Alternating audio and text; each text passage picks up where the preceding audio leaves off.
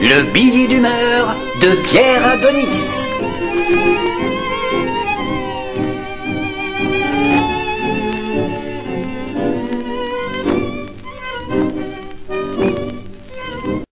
Bonjour à toutes et à tous et bienvenue dans ce second numéro du billet d'humeur. Et un billet d'humeur aujourd'hui qui aborde le thème du libertinage, mais aussi un tout petit peu de la religion. Qu'est-ce que le libertinage? Qu'est-ce qu'un libertin? Vaste sujet. Souvent considéré de personnes sales, amorales ou anormales, d'individus vicieux, lubriques, luxurieux, salaces, indécents, vicelards, malveillants, diaboliques, lubriques, cochons, paillards. Le libertin ou la libertine, soi-disant, c'est dégoûtant. Un libertin, une libertine, un couple libertin, c'est anormal. Si je reprends mot pour mot la définition de Wikipédia. Le terme libertin, du latin libertinus, esclave qui vient d'être libéré, affranchi, comporte deux acceptions principales. Dans sa version d'origine, le libertin est celui qui remet en cause les dogmes établis. C'est un libre penseur ou libertin d'esprit dans la mesure où il est affranchi, en particulier de la métaphysique. Waouh, de la métaphysique! Et de l'éthique religieuse, exemple Don Juan de Molière.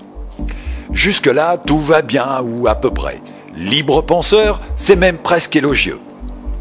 Mais, le sens qui prévaut de nos jours se réfère au libertin de mœurs, Wikipédia, c'est-à-dire celui qui s'adonne au plaisir charnel, voire à la sexualité de groupe, avec une liberté qui dépasse les limites de la morale conventionnelle. De la morale? Sortons quelques secondes du contexte libertin et accentuons sur ce mot « morale ». Qui détient les clés de la morale? Les cubénis, ceux qui prônent le dimanche matin à la messe que la capote est un péché, ceux qui prônent sur les bancs de l'église que la capote est un danger bien plus fort que le sida lui-même, ceux qui prônent en soutane derrière leur tribune ou chair de bois qu'un bambin équivaut à de la chair fraîche, à les chérubins, petits chérubins, je vais vous susurrer ce qu'est la vie.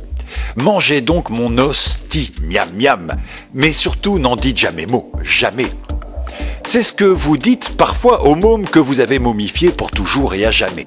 Cette hostie membre est souvent bien molle car fabriquée sans levain, que la religion glisse dans la bouche pour des rites liturgiques, n'est qu'une léthargie de l'Église dont son chef tout-puissant est au fait pour toujours et à jamais des saloperies que ses petites copines non émasculées masculines adorent faire bien cacher en soutane dans leur confessionnal. Pardon, confessionnal. Morale conventionnelle. Le libertinage dépasse la morale. Le libertin a inventé et invité le lâcher-prise et les plaisirs multiples dans sa tanière terriblement ouverte aux fantasmes épicuriens. Jugé à la hâte, apparenté souvent à des détraqués pour celles et ceux qui ont eux-mêmes une sexualité aussi fade et insipide qu'une feuille de laitue mangée à sec ou qu'une omelette au cèpe aux champignons de Paris, made in China en réalité, les libertins pourraient apprendre à celles et ceux qui jugent sans goûter un bon plat ce qu'est la vie et l'ouverture d'esprit. Moi-même, je ne suis pas libertin. Chérie, c'est un homme seul ou un couple qui vient nous rejoindre ce soir?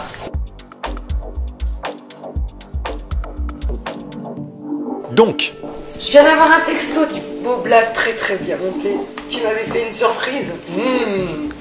Trop contente. Je ne peux reconnaître qu'être libertin. Tout, c'est bien meilleur que le plus tendre des donuts.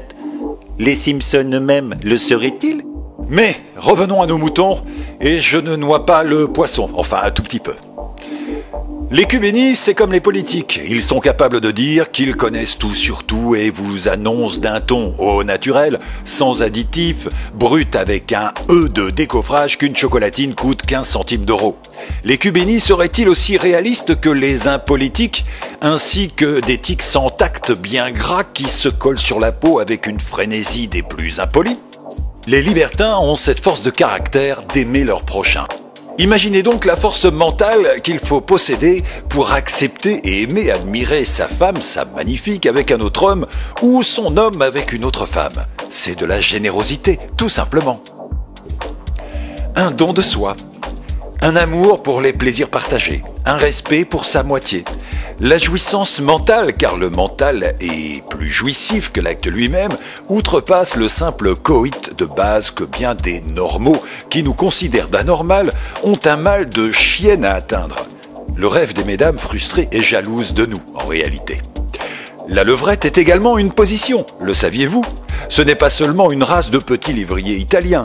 D'ailleurs, la levrette peut se pratiquer en double, tout comme le tennis. C'est un sport à part entière. De plus, le libertinage apporte une culture générale considérable.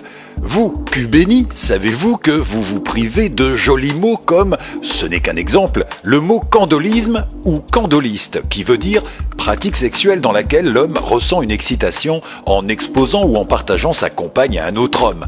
Oh my God! Le libertinage, c'est aussi simple qu'un coup de fil. Le libertinage, ce n'est pas être infidèle. Le libertinage, ce n'est pas être volage. Le libertinage, c'est savoir aimer par-dessus tout sa compagne ou son compagnon. En réalité, c'est l'inverse de l'égoïsme.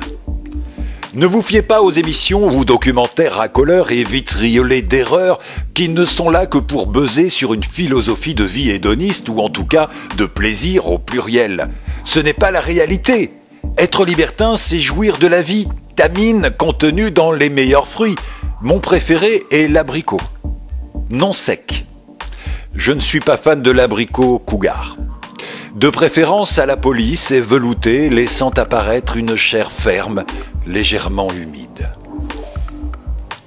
Alfred de Musset a dit « Le cœur d'un libertin est fait comme une auberge. On y trouve à toute heure un grand feu bien nourri. » Cette auberge, nous libertins, nous vous y invitons. Vous verrez que l'on y mange bien et que le sexe en réalité est dépassé par cet aspect festif que nous prenons, bien avant par exemple la fameuse levrette, comme le pensent beaucoup de cubénis et d'un culte frustré, jugeant aussi vite qu'un Omar Bongo, qu'un Franco, qu'un Staline, qu'un Mussolini, qu'un Pinochet, qu'un Hitler, qu'un El Assad, qu'un Bokassa, qu'un Mugabe, qu'un Milosevic, qu'un Kim Jong, et j'en passe. Attention, je n'ai jamais dit qu'ils étaient tous fermés, et eux aussi parfois sont très ouverts. Les cubénis.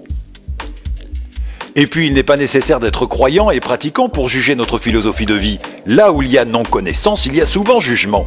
Quant aux libertins croyants et pratiquants, qu'en pensez? Je ne me permettrai pas de juger. À la semaine prochaine. Merci.